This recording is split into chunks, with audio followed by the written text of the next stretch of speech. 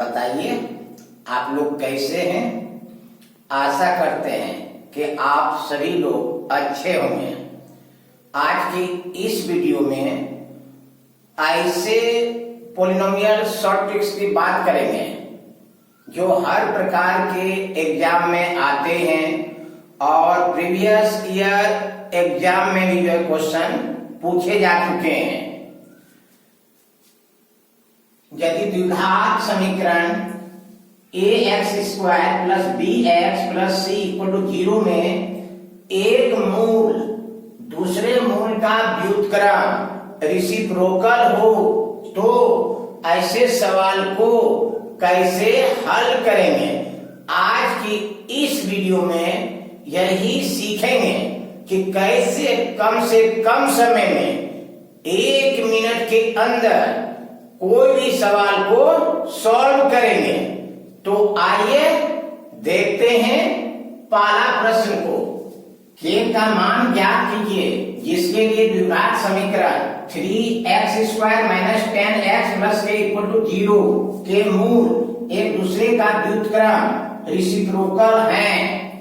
Find the value of k for which roots of the quadratic equation 3x² minus 10x plus k equal to 0 are reciprocal of each other।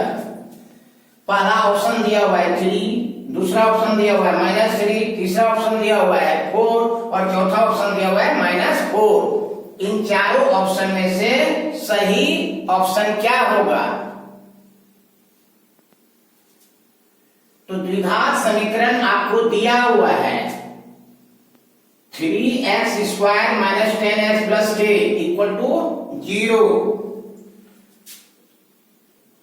द्विघात समीकरण 3x² minus 10x plus k equal to 0 दिया हुआ है। x² का जो coefficient होता है वो a का वैल्यू होता है, तो a का वैल्यू 3, x का जो कोएफिशिएंट होता है वह b का वैल्यू होता है, तो b का वैल्यू -10 और c कांस्टेंट टर्म है, तो कांस्टेंट टर्म k है तो c का वैल्यू k। अब क्या कह रहा है प्रश्न में कि मूल जो है एक दूसरे का व्युत्क्रम है, तो माना कि एक मूल बराबर अल्फा, तो दूसरा मूल क्या होगा? अल्फा का व्युत्क्रम, अल्फा का उल्टा क्या होगा? 1/अल्फा। अब याद कीजिएगा कि मूलों का गुणनफल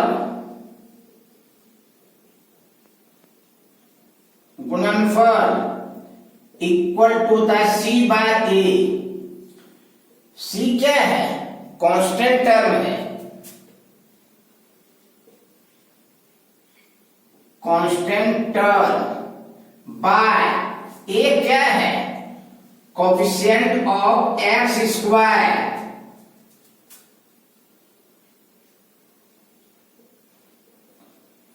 कोएफिशिएंट ऑफ x²। तो मूलों का गुणनफल क्या है?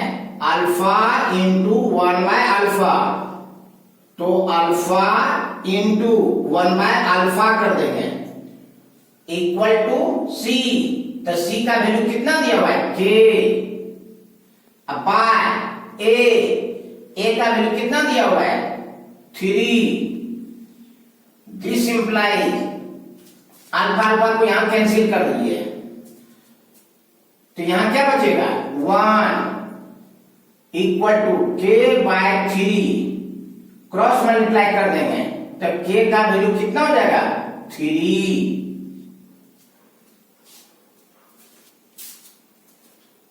और k का वैल्यू 3 आपका किस ऑप्शन में दिया हुआ है? ऑप्शन ए में, तो करेक्ट आंसर आपका ऑप्शन ए होगा। इसको ट्रिक से जो है 5 सेकंड में कैसे सॉल्व करेंगे, तो आइए देखते हैं। तो product of zeros, product of roots का फॉर्मूला होता है C/A। अब प्रोडक्ट ऑफ रूट्स क्या दिया हुआ है, अल्फा एंड 1/अल्फा, तो अल्फा इनटू कर देंगे, अल्फा गुना 1/अल्फा कर देंगे, C/A, अल्फा अल्फा कैंसिल, तो दिस इंप्लाई 1 इक्वल टू हो जाएगा C/A। This implies C equal to क्या हो जाएगा, A। तो याद रखिएगा कि यदि द्विघात समीकरण में एक मूल दूसरे मूल का व्युत्क्रम अर्थात रेसिप्रोकल हो, तो वैसी स्थिति में A इक्वल टू C होता है।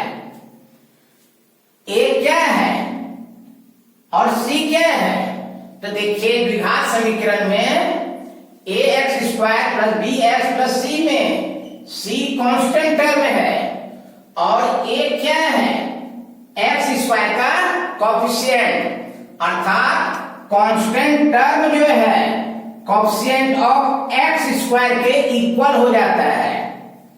तो बताइए कांस्टेंट टर्म आपका क्वेश्चन में क्या दिया हुआ है, k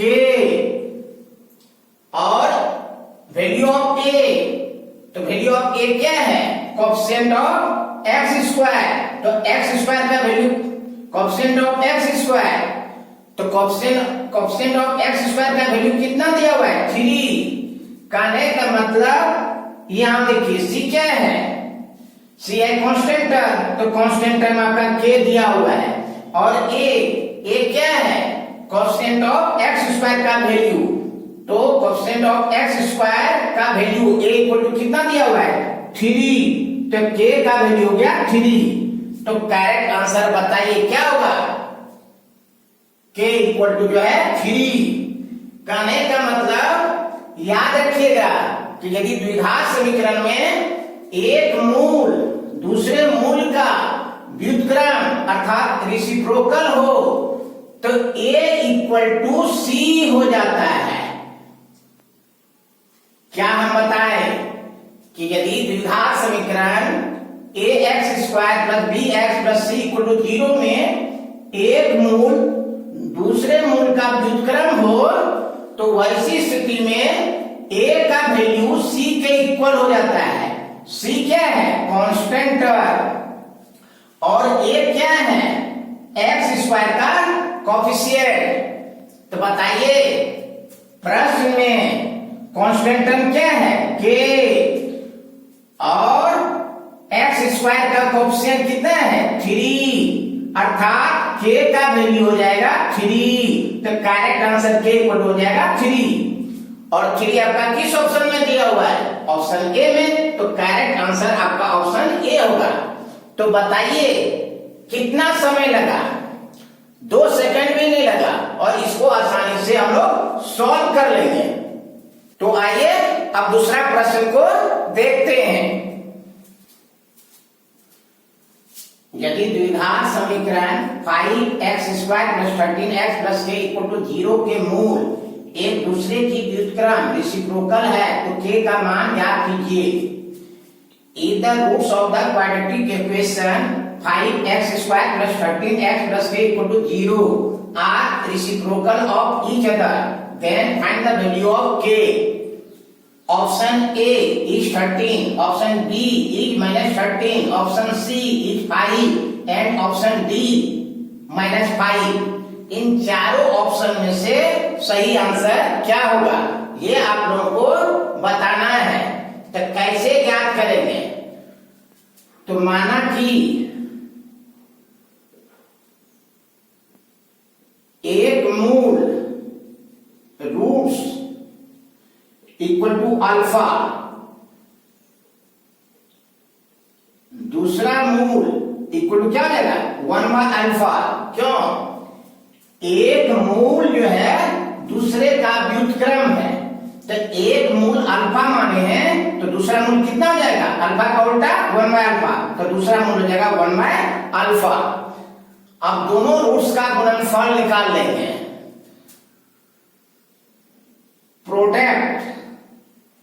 प्रोडक्ट्स ऑफ रूट्स तो अल्फा का गुना 1 by अल्फा, alpha alpha cancel. This implies a product of roots का फॉर्मूला क्या होता है? c by a equal to 1। और c क्या है आपका? Constant term. तो कांस्टेंट टर्म आपका k दिया हुआ है, तो k बटे a क्या है? x स्क्वायर का कोएफिशिएंट। तो x स्क्वायर का कोएफिशिएंट आपको 5 दिया हुआ है, तो 5 इक्वल टू 1। तो बताइए k इक्वल टू क्या हो जाएगा? 5। तो करेक्ट आंसर होगा k का वैल्यू 5। और 5 देखिए तो आपका किस ऑप्शन में दिया हुआ है? ऑप्शन सी में। तो करेक्ट आंसर आपका ऑप्शन सी हो जाएगा। फिर से समझिए हम क्या बोले।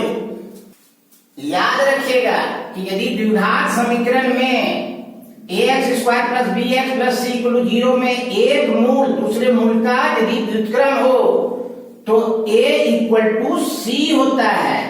a क्या है? कोएफिशिएंट ऑफ x स्क्वायर और c क्या है? Constant term.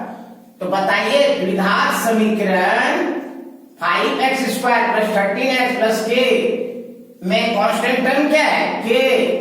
और कोएफिशिएंट ऑफ x स्क्वायर का वैल्यू a इक्वल कितना है? 5। तो कहने का मतलब a, तो a क्या है?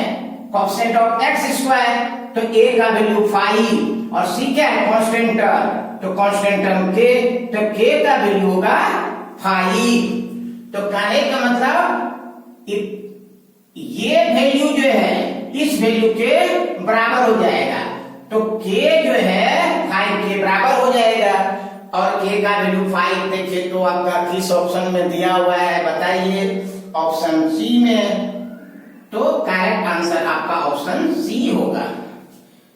यदि वीडियो अच्छा लगा तो इसे लाइक कर दीजिए तथा इसे उन दोस्तों में शेयर कर दीजिए जिन्हें इनका सख्त जरूरत है।